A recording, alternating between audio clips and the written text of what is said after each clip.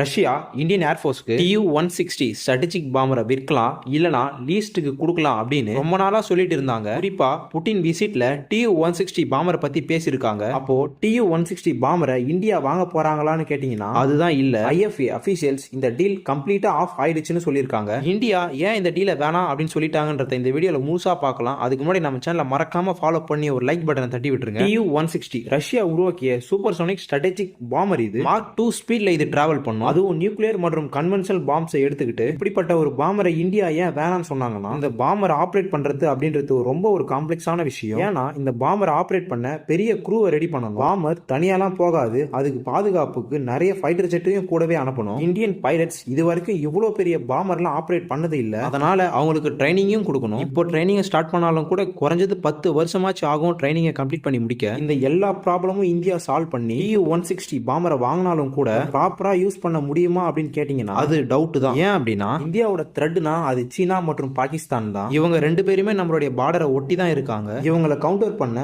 BrahMos missile இருக்கிற Su-30 MK, ரஃபேல்ல இருக்கிற scalp, storm shadow, அப்புறம் நம்ம ஃபியூச்சர்ல இன்டகிரேட் பண்ண போற ஹைப்பர்சோனிக் வெப்பன்ஸ், இது எல்லாத்தையும் கரெக்டான டைம்ல ப்ராப்பரா டெவலப் பண்ணாலே போதும். பாம்பர்லாம் தேவையே இல்ல. சுருக்கமா சொல்லணும் அப்படின்னா பாகிஸ்தான் மற்றும் சீனாவை கவுண்டர் பண்ண 4.5 ஜெனரேஷன் மற்றும் 5th ஜென் ஃபைட்டர் ஜெட் தான் நம்மளுக்கு தேவை. பாம்பர்லாம் நம்மளுக்கு தேவையே இல்ல. மறக்காம சர்ப்ரைஸ் பண்ணுங்க.